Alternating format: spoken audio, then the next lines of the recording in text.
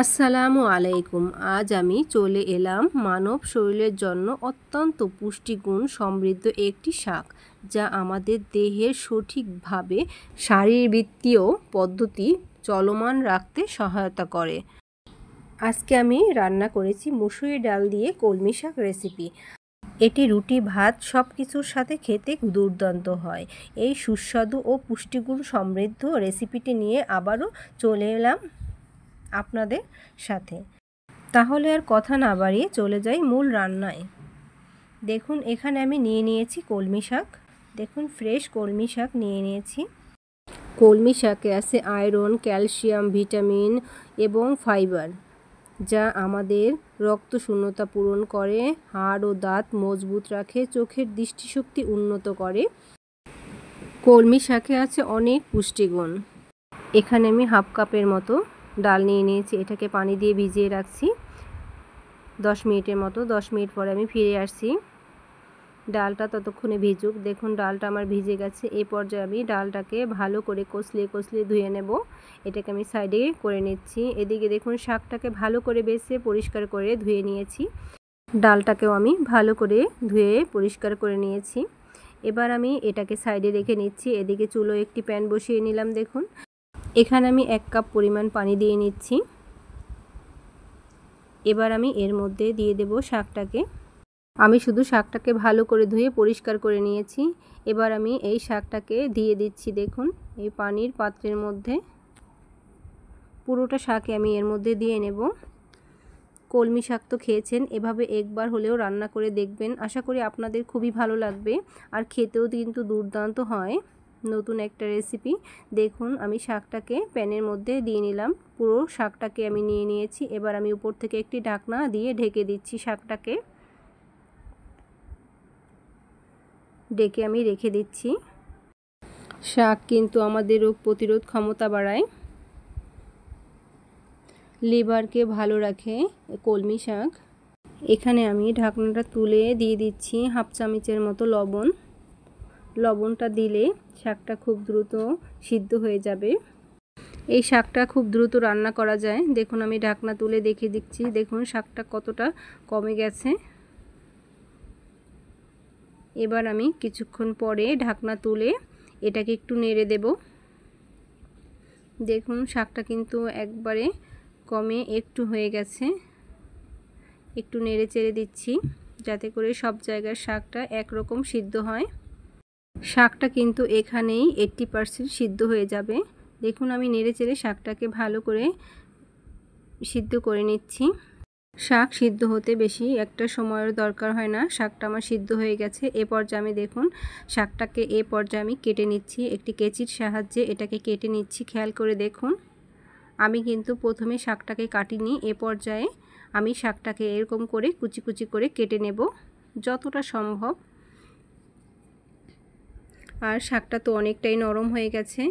এবার আমি এখান থেকে নামিয়ে নেব শাকটাকে। শাকটা আমার এখানে হয়ে গেছে। এ পর্যায়ে পরবর্তী স্টেপে চলে যাচ্ছি। চুলো একটি প্যান বসিয়ে নিলাম। দেখুন, এখানে আমি 2টো আস্ত শুকনো মরিচ দিয়ে দিচ্ছি কিছুটা রান্নার সাদা তেল। এবার আমি এর মধ্যে দিয়ে দিচ্ছি দেখুন অল্প একটু কালো জিরা। কালো জিরার গুণের কথা বলে শেষ করা যাবে না। একটু পেঁয়াজ কুচি করে নিয়েছি, এটাকে আমি দিয়ে নিলাম। এটাকে ভেজে নিচ্ছি আমি নেড়ে চেড়ে। হালকা একটু ভেজে নেব পেঁয়াজ, শুকনো মরিচ এবং কালো জিরাটাকে। কলমি শাক ডায়াবেটিস নিয়ন্ত্রণে সহায়তা করে। এখানে আমি আরও দিয়ে দিচ্ছি 2টো শুকনো মরিচ মাঝখান থেকে ছিঁড়ে দিয়ে দিলাম। এবার আমি দিয়ে দিচ্ছি অল্প একটু কাঁচা মরিচ। এখানে আমি আরও দিয়ে দিচ্ছি রসুন এবং আদার পেস্ট একসাথে মিক্স করা। এটাকে আমি দিয়ে নিলাম। ঝালটা অবশ্যই যার যার স্বাদ অনুযায়ী দিতে চেষ্টা করবেন। এখানে আমি কাঁচা মরিচ, শুকনো মরিচ দুটোই অ্যাড করছি। শাকে একটু ঝাল না হলে খেতে ভালো লাগে না।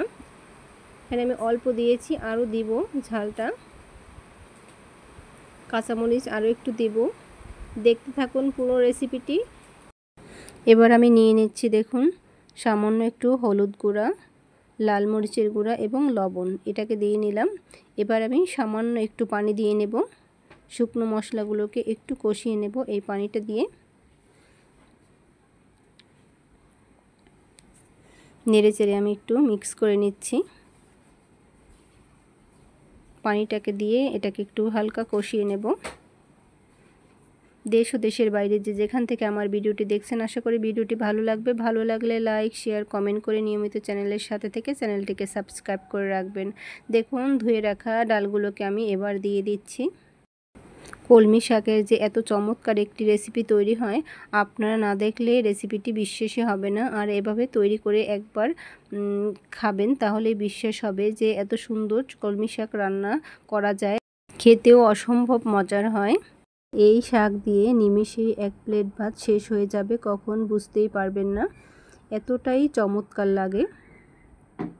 ডালটাকে আমি একটু কষিয়ে নিচ্ছি। দেখুন, আমার এই রেসিপিটি যদি আপনাদের ভালো লেগে যায়, অবশ্যই বেল বাটনটি অন করে রাখবেন। এতে করে আমি যখনই নতুন কোনো ভিডিও আপলোড করব, সাথে সাথে নোটিফিকেশন পাবেন সবার আগে। ডালটাকে আমি মশলার সাথে ভালো করে কষিয়ে নিলাম। দেখুন, নেড়েচেড়ে।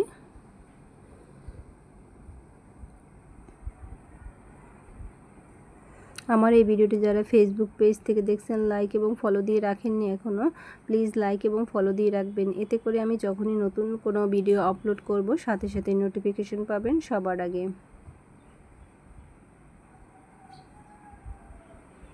দেখুন, এটা কিন্তু আমার কষানো হয়ে গেছে। এ পর্যায়ে আমি এর মধ্যে দিয়ে দেব পানি। এখানে আমি টোটাল 2 গ্লাস পানি দিয়ে দিচ্ছি। শাকটা রান্না করা খুবই সহজ আর খেতে কিন্তু অসম্ভব মজার হয়। এবার আমি উপর থেকে ঢাকনাটা দিয়ে দিচ্ছি, যাতে করে খুব দ্রুত বলক চলে আসে।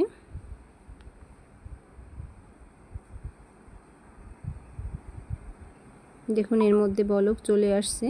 এবার আমি আবার ঢাকনাটা দিয়ে দিলাম। কলমি শাক কিন্তু পানি শূন্যতাও দূর করে। দেখুন, নেড়েচেড়ে আমি এটাকে মিক্স করে নিচ্ছি একটু।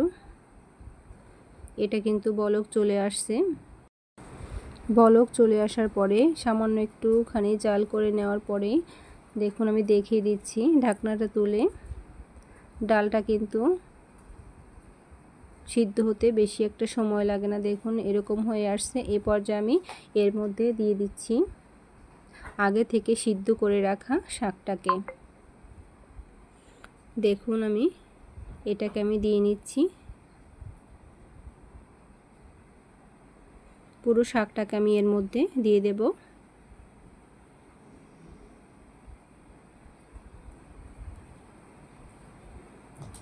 দিয়ে নিলাম। এবার আমি ডালের সাথে মিক্স করে নিচ্ছি। দেখুন,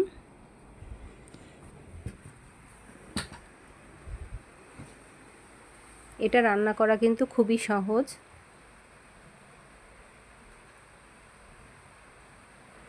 নেড়েচেড়ে এবার এটাকে আমি 1 মিনিট জাল করে নেব। উপর থেকে দিয়ে দিচ্ছি আমি কুচি করা কাঁচামরিচটাকে। এখানে চাইলে আপনারা বেশি কম দিতে পারেন কাঁচামরিচটা, যে যেরকম জালটা পছন্দ করেন সে অনুযায়ী দিতে চেষ্টা করবেন। এবার আমি উপর থেকে ঢেকে 1 মিনিট জাল করে নেব ঢাকনা দিয়ে। এবার 1 মিনিট পরে আমি ঢাকনাটা তুলে নিচ্ছি। দেখুন, শাকটা কিন্তু আমার একেবারেই হয়ে আসছে। নেড়েচেড়ে আমি মিক্স করে নিচ্ছি আবারও। দেখুন, শাকটা কিন্তু একেবারেই হয়ে আসছে। এবার আমি চুলো থেকে নামিয়ে নেব। নামানোর আগে এরকম হয়েছে, দেখুন, খেয়াল করে দেখুন। শাকটা কিন্তু খেতে অসম্ভব মজার হয়।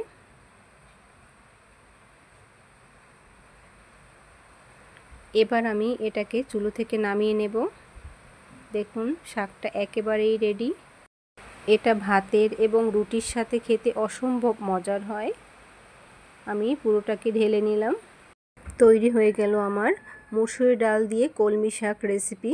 দেখুন, এটা খেতে কিন্তু অসম্ভব মজার হয়। আমি দেখিয়ে দিচ্ছি। দেখুন, এটি রুটির সাথেও খেতে দারুণ হয় এবং ভাতের সাথে, পরোটার সাথে, যেটার সাথেই খান খেতে কিন্তু দুর্দান্ত হয়। আসসালামু আলাইকুম, আল্লাহ হাফেজ।